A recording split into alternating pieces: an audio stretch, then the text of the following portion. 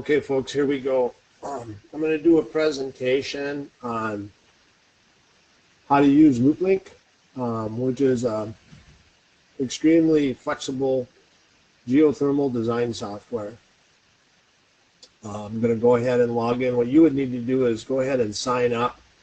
It'll ask for credit card information, all of that kind of thing. Remember, once you've paid for a yearly subscription to this, that Enertech will pay for half of it. You can submit it, and we'll split it with you. All right, so I'm just going to go ahead and log in here. Then what we're going to do is I already did a webinar sample just to save time. So we're going to click on this webinar sample here. What you would do is you would go up here and click on New Project. This, of course, then would all be blank, and just kind of go ahead and fill in the project name. Look at where it is, country. If you're in Canada, you click down here and you can go to Canada. We can also do Australia, and then what state you're in, or province if you were in Canada, and then basically the closest city. Just go ahead and we're just going to kind of roll through here. The other thing is we can choose either a storage warehouse, residential house, or a light commercial building. Okay. The thing is if you have questions on what you should pick here, at any point in time on any of these fields, you can click on Help, and what's going to do is it's going to open the Help menu, and basically it is going to let you know how anything in here will work. So system details, building type, minimum entering, leaving water temperatures. But as we're working on the project, there's all of these help buttons, and at any point in time, you can go to one of those. Okay, so we're done with the client information. And what we would do is we would go ahead and click on project details. Project details. Oh, that's the one I already did. I apologize. Then we would go to prices and infiltration and inflation rates for our fuels. So what I've done here is I have placed all of the standard electric rates for Minnesota, and in Minnesota we've got a dual fuel rate, or some people refer to it as an off-peak rate. You can fill all of this stuff in. What you're able to do then is you're able to store a default for the electric rates and everything that would be in your area. Okay, so you can fill this out one time, and then you can store as defaults.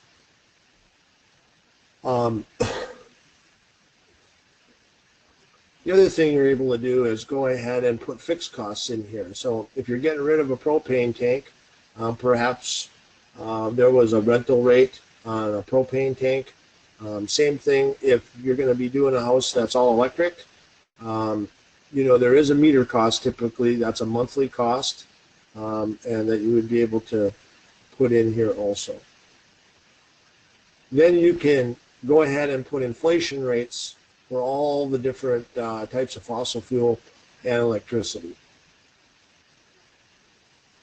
Okay, so next, what you would do is you would go ahead and put in the heating loads for your structure, whether it's a pole barn or a home or whatever.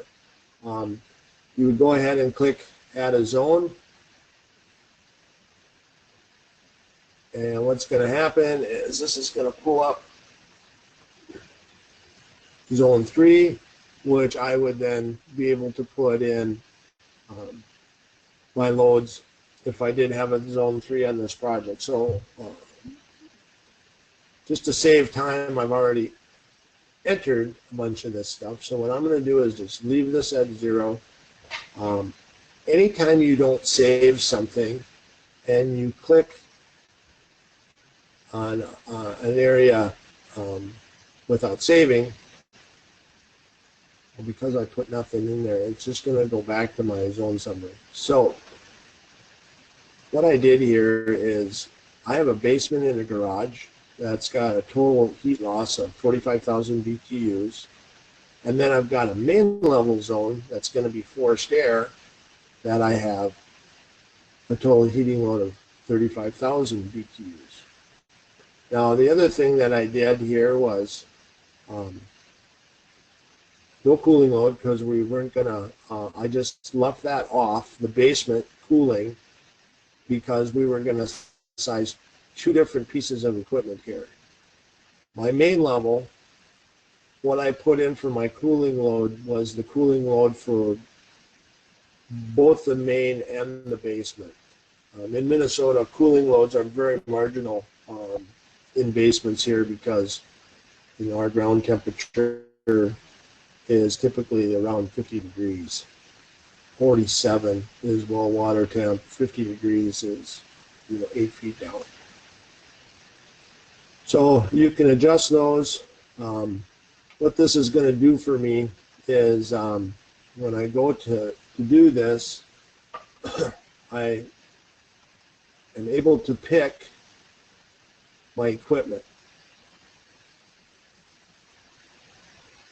So what I'm going to do here is just hopefully be able to show you basement and garage is radiant zone 2. I put my peak heating loads in here. I did an estimated heating offset, and what that is you can put all your internal gains in here. So I got two people in here that are slightly active. They occupy the space 12 hours a day. Got a water heater, refrigerator, freezer, and this is all in the basement, right? White lights, 12 hours a day. Just go ahead and apply that heating offset, and that's gonna give you your internal gains to offset what your heating load is for that space. Okay. One of the other things I wanted to show you here is you go ahead and I chose water to water, dual capacity. Okay, and you can choose. It gives you choices. So basically, what I was shooting for here is just to do a GWT, an 060, and I was going to design my garage and my basement so I only needed an 85 degree entering water temperature at my design load. Okay. What we're going to do then is scroll down. I'm saying that I'm going to go ahead and say no supplemental heat. And this is going to show me that that system will do 100% of the heating and an installed COP of 4.33. I can scroll down and it'll actually tell me what the total cost is to run that thing and what the pumping cost is on it also. So if I were to go up here and say, okay, I want to space my tubing and my radiant floor a foot apart instead of 9 inches apart, or maybe 14 inches, and I'm going to need 110 degree water then to operate that system. What this is going to do is this is going to recalculate this, and look at what our installed COP is. It drops all the way down to a 2.61. And then our cost to operate the system goes up significantly. So by doing a proper design on a radiant floor and lowering the water temperature for the geothermal unit, you're actually able to increase the efficiencies of this thing substantially. So here we go. I'll show that to you one more time. So now, installed COP of 4.23, brought our operational cost down to $333. So that would be for the water-to-water piece of the system. And I'm going to go ahead now and save that. Because I made changes back and forth, it wouldn't allow me to go right back into the system. Okay. Go to main level, zone 1. You can see I did the same thing here. I put in my 35,000 BTUs of heating. I got 26,000 BTUs of cooling here, where I had 0 for my cooling on the other system. Again, I applied a heating offset by clicking on this and then filling this out. Said apply heating offset. And then here I decided to do a water to air, do a navigator, a YT, dual capacity. And now I can scroll down here, variable speed calculator. I can go ahead and click on that. So whether or not you're going to use variable speed or fixed speed, you can click on these, and then you can control circulator based on GPM. Go ahead and click that. Your heat pump must be at least 90% sized in heating to choose no backup. Okay. So where are we here? We're going to go down here. We're going to look at our heating capacity.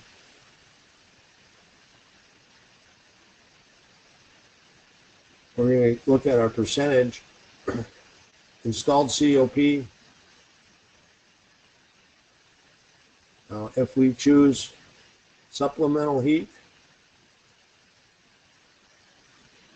or we can do supplemental with dual fuel. That's typically what we do here in Minnesota. And then we're able to choose how we're going to do that. So we're going to do a 90%, 96% backup.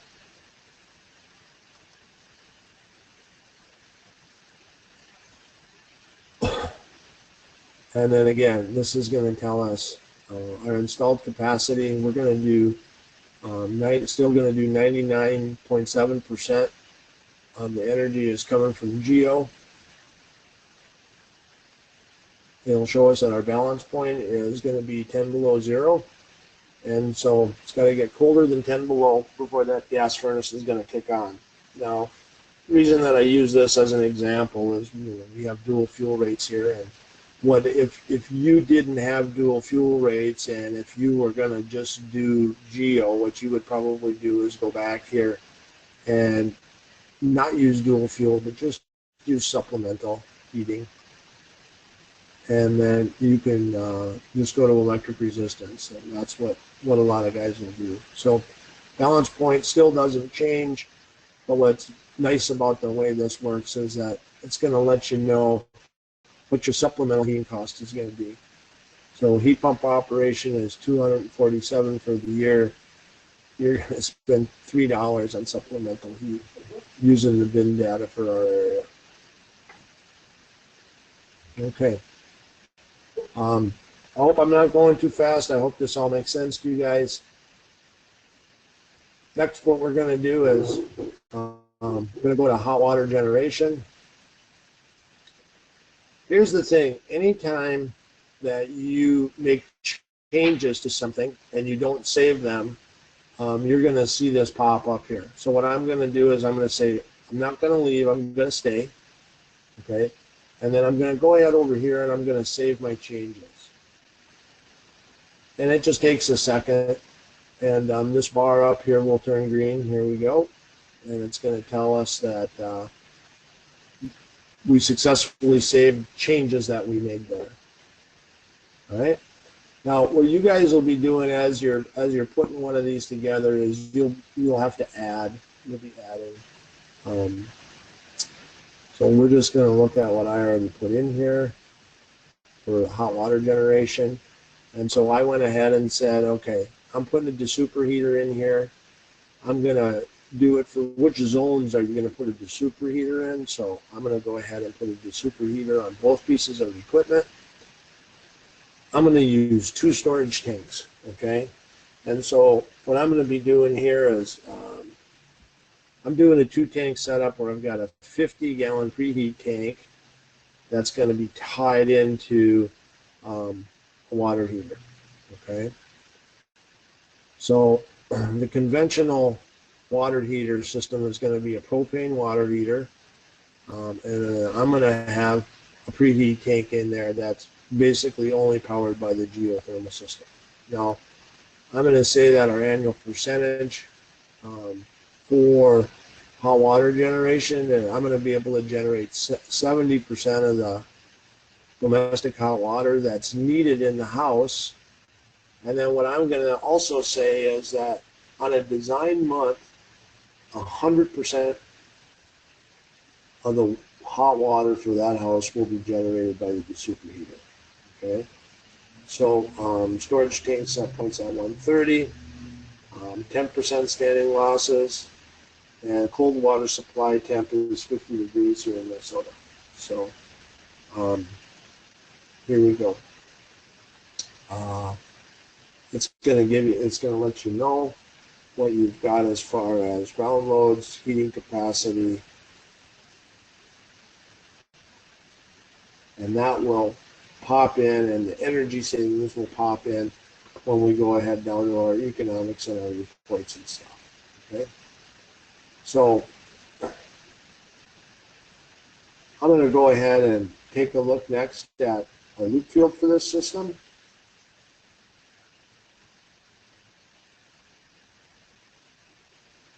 So because I didn't make any changes, that I was just reviewing that section, it didn't make me save it because I didn't change anything. Okay, as far as boring goes, this first one is a horizontal bore. I already kind of plugged this one in. I said soil thermal conductivity is a 0.80. And what I did is I put in, of course, where I am, the state, Minneapolis, and then I went to the soil calculator, okay, and I just went and said that we've got unconsolidated soil that's heavy clay. The moisture level density is average. So what we have around here is we have moist clay, okay, and so you apply that estimate, and it's going to give you your thermal conductivity and your diffusivity, and just plug that in for you. Then I went ahead and said, okay, this is going to be a directionally bored or horizontally bored loop field, and we choose the material, so we're going to use HDPE. U-bend nominal diameter is 3/4 of an inch. We have 3/4 inch, 1 inch, 1 1/4 inch, different sizes of our loop pipe. Okay, we're going to space these things 10 feet apart, and the average pipe depth is going to be 16 feet.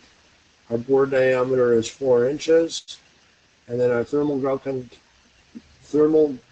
connectivity is going to be a 0.4. Okay, so I'm going to do 1 row, 8 bores, and bores in series. Let's just say, for example, that you had a short area where you weren't able to do 300-foot long bores. You could only do 150s. And in a project like this, rather than doing 8 bores, you might do 16 bores, but then you would tie every other one of them together to make 8 circuits. And that's where you would go ahead and change this. That makes sense. Okay? So what this is going to do for us then is it's going to calculate how long the bores have to be. Okay? So our bore length is 269, and our adjusted bore length is 333. Now, the adjusted bore length goes into looking at worst case scenarios.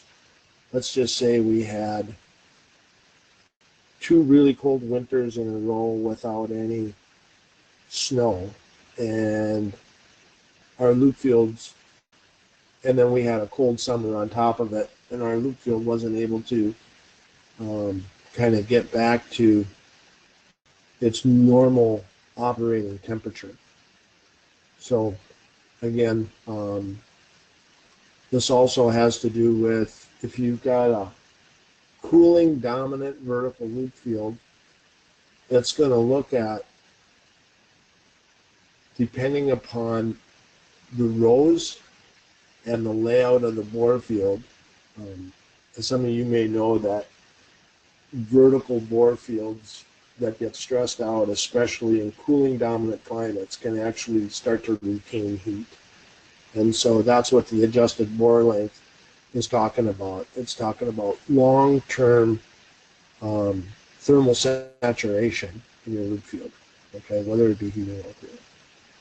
So the other thing you're able to do is go to fixed length mode here, and then we can put in our bore length, and we can say, well, let's do, say we've only got room to do 280 foot bores, okay?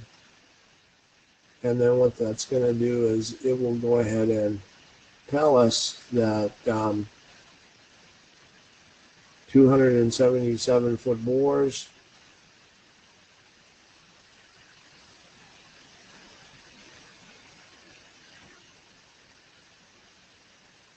and what that's going to do is that's going to change our entering minimum water temperature here. Okay, it dropped us down to 26.4, which I would not go for. So what I would then do is go up here, go to 9 bores, and then look at what our minimum entering water temperature is. See, and I always like to shoot for 30, okay? So we're going to need to go to 10. And it'll just recalculate for you. This thing is really great to be able to kind of play around with. Go back to here. We go back to here. 8. And what it's going to do is it's going to tell us exactly how long our bores need to be in order to maintain our 30-degree entering water temperature. Okay, so I guess one of the coolest things about this one is vertical loop. So I'm going to go ahead and just add a vertical loop to this, and I'm going to go ahead over here and click for a new geothermal heat exchanger, and we're going to look at doing a vertical bore. See, what I did here is I screwed up and I didn't save my changes. So this thing will save you every time.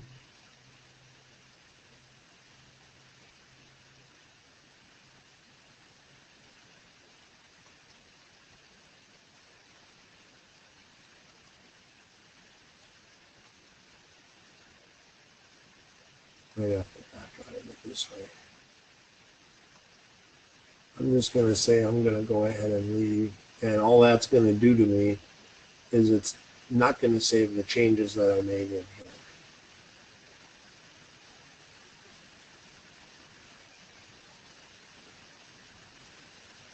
Alright, so when I go back down to horizontal bore now, all it's going to do is it's going to show what I originally had on here, and it did not save any changes that I had. So you didn't lose your project, you didn't really mess up too bad here. So what we're going to go ahead now, and we're going to add a vertical bore to this. And so we'll just name it vertical bore 1 and average thermal formation conductivity. Now this is really kind of what I wanted to show you. Is pretty cool, because in many parts of the U.S. our formations change as you drill. So we're going to go ahead and say, remember earlier I had 0 to 30, and we had called it heavy clay, and we had average moisture level, okay? And then from 30 to 60, I'm going to say that we've got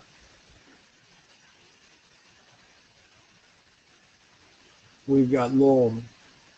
So Um,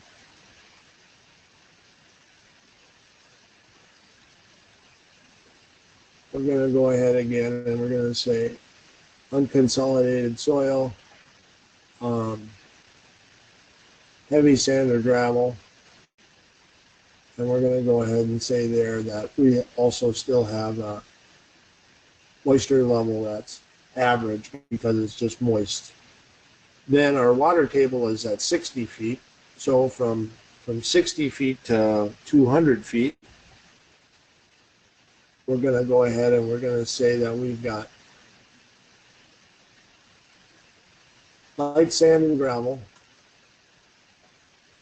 and that the moisture density is high because we're in the water table. Okay?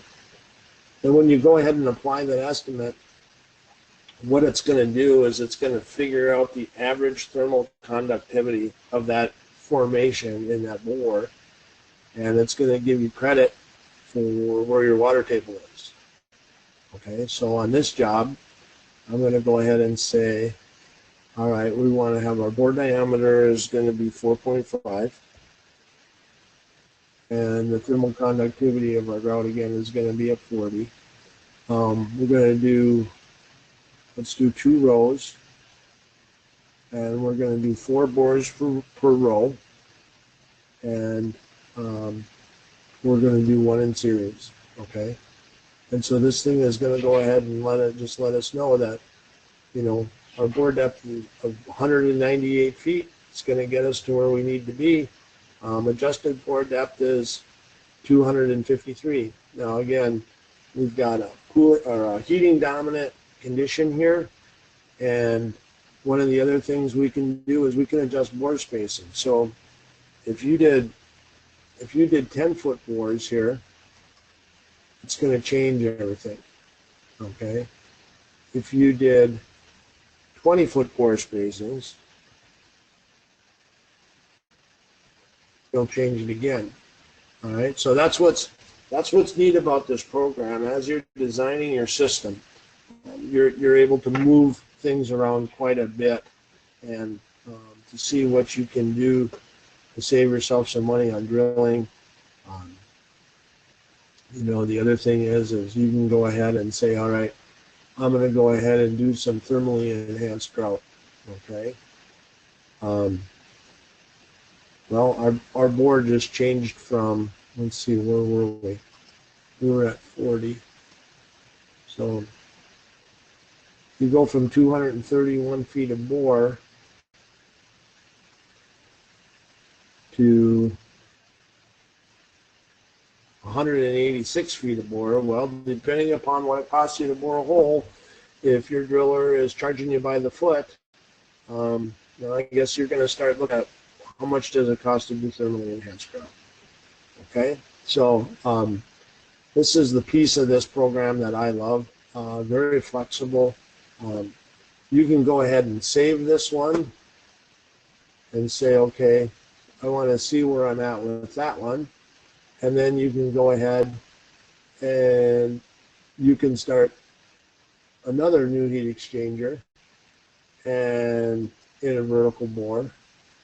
And you can just kind of keep going on and on and on. You can do as many of these as you want to. The only bummer is you've got to go ahead and redo your formation calculator again, right? So you go to 30 and do the clay and kind of so on and so forth. So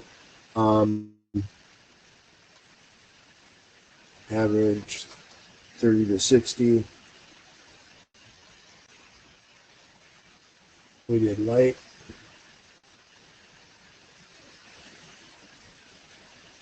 Light sand and gravel, then 60 to 200.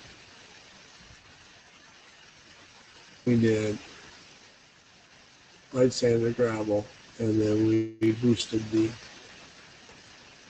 And so if you wanted to have 2 separate ones with different thermal grout conductivity that would print out on your report, you know, you would be able to just set these up like this, right? And so you could do bore spacing of 15, You could do bore diameter of 4.5, and then you could go ahead and do your low thermal grout.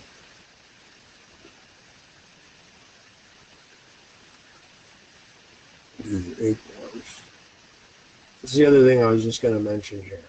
If you're ever going down here looking for answers and you see these little circles just spinning and spinning and spinning and it's not spitting out an answer for you, it typically means you forgot about something. Okay, so go in here, do 8, and then this thing is actually, if you've got a good internet connection, this thing is actually really pretty darn quick. Okay, and then again, we change our, and we get different more. Okay.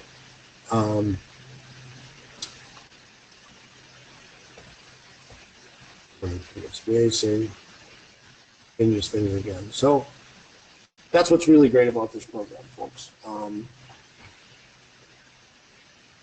If I didn't go too fast, if you're watching this and you purchase the software and you need some one-on-one help, you're going to be able to go ahead and get a hold of me, and we can do some screen sharing, and I'll be more than happy to help you.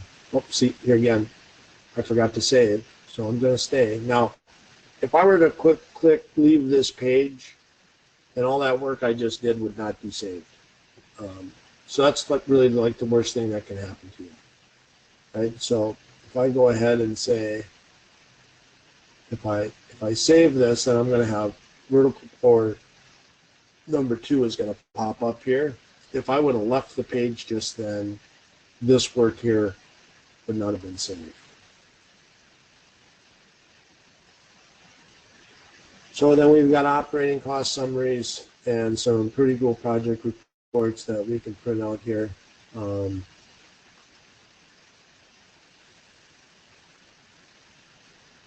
Here's our summary. This is the technologies. You can choose which technologies you want to compare. Well, if you're doing a ground source heat pump, and if you're going to compare it with resistance heat and central AC, and then whether or not you're going to be comparing it to any of these. So, you know, in this one, probably no natural gas. We'll just be comparing it to propane. But then we can also just look at resistance heat also, because we still have people that heat their houses all electric over here. And as you go down here, you can just kind of see what your savings are going to be.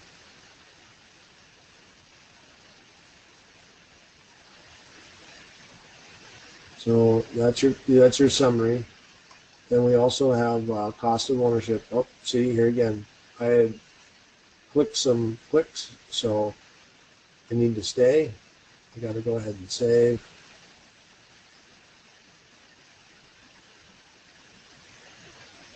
Takes just a second. So we save that. And now we're going to go ahead and take a look at cost of ownership.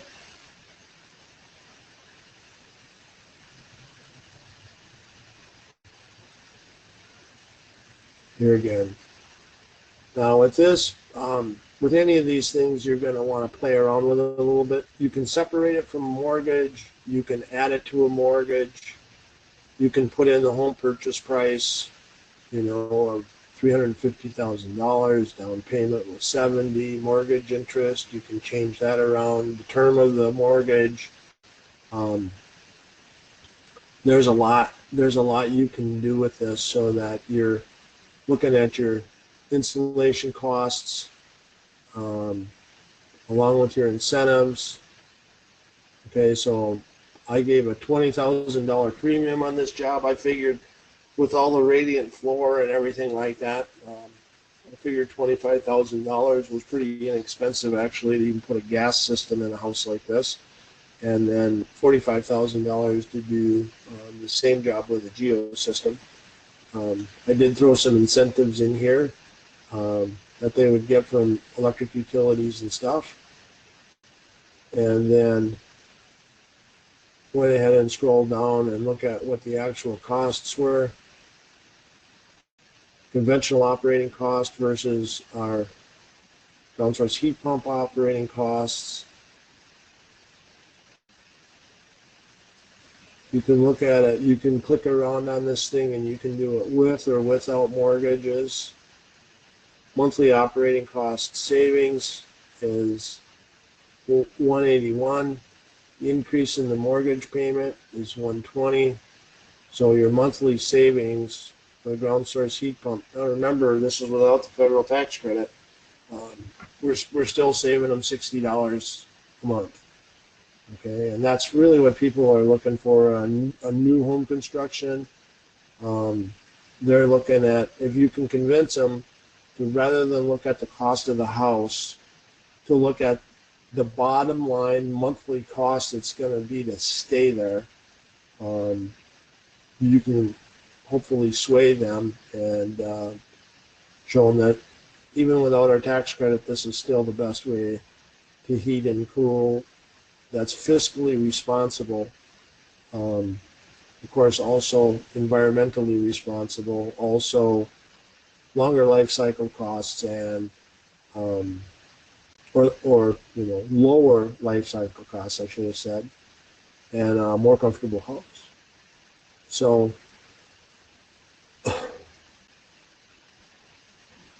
again, there's a bunch of different stuff you can do with this. I'm not going to take the time to show them all, but 20-year ownership with the propane and central AC is $130. Ground source heat pump, $94,000. So over 20 years, you've got $36,000 maybe put in other investments, okay, or just reduce the cost to live in your home. All right. I know some people do 30-year mortgages, but what we were just looking at is 20-year ownership. Again, if there's any questions on here, there's this help button in all of these views, okay, to kind of help you through this, because you can go up here and you can separate the systems from the mortgage. There's quite a few things that you can do here with the economics and cost of ownership. So here again, we separated from the mortgage. We looked at simple payback. Again, 7.5 years, and that's without the tax credit. Okay, so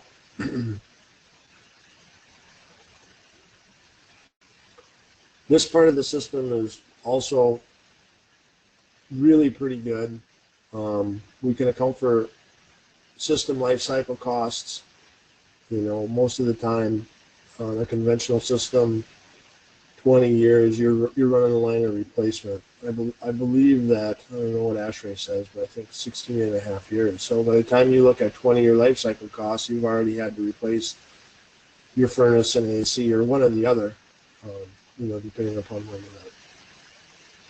Okay, so I guess I'm going to have to go ahead and save this, being that I did a little bit of clicking around. And then last but not least will be the project summary.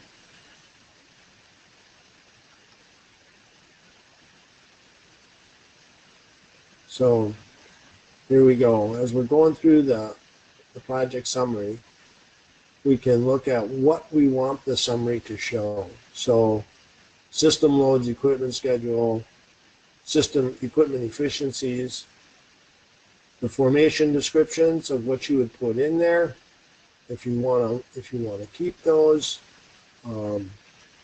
zones in hot water, prices and inflation rate, operating cost summary, cost of ownership table. You know, you can deselect any of these, and then you can go ahead and click it, and it will generate a PDF for you. So this is going to take a minute, and this is generating a pretty darn large report right now because I left everything, you know, clicked. So here we have our Adobe Reader. you know, you're also able to, I believe you can drop your company name and your logo and stuff in this also, excuse me. So this is just going to give you system loads, what you would put in there, your equipment schedule, and the efficiencies that it's going to be running at, the heating capacities, the COPs, EERs, peak design loads,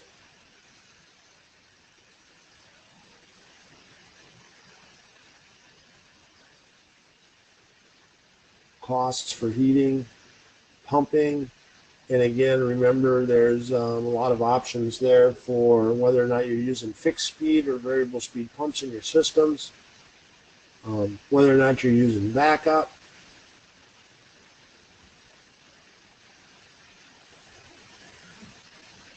Just a very good detailed report.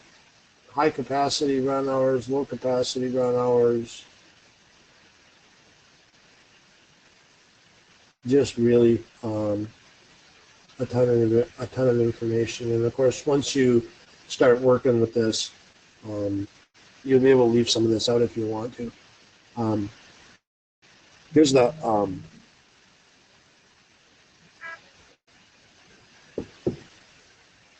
vertical bore. It's going to tell you what you were looking for, what your thermal conductivity is.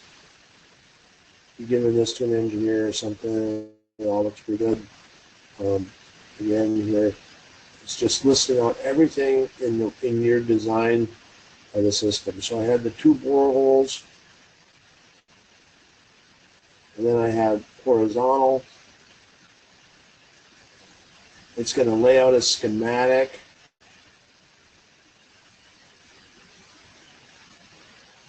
We had 2 bores per row, what the spacing is in them. These are all things that you can choose.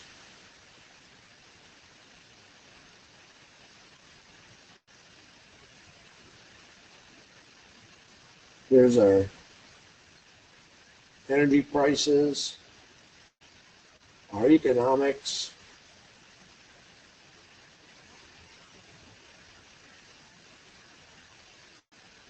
operating cost summary,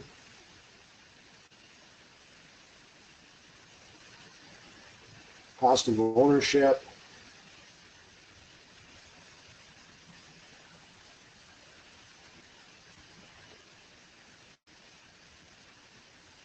our economics, our paybacks,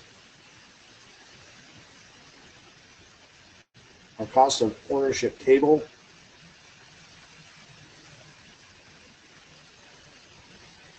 and that's it.